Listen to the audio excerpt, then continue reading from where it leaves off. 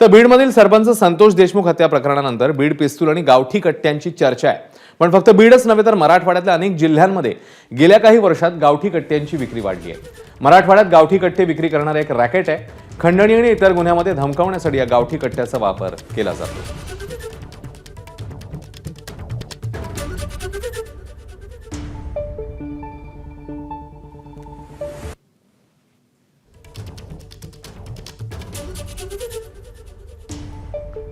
छत्रपती संभाजीनगरमध्ये ग्रामीण क्षेत्रामध्ये 7 तर बीडमध्ये 26 गावठी कट्ट्यांवर कारवाई झाली आहे।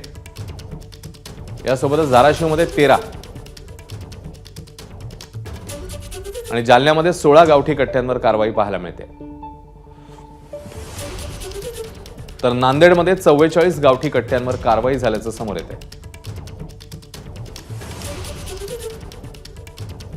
लातूरमध्ये 8 गावठी कट्ट्यांवर कारवाई झालेली आहे।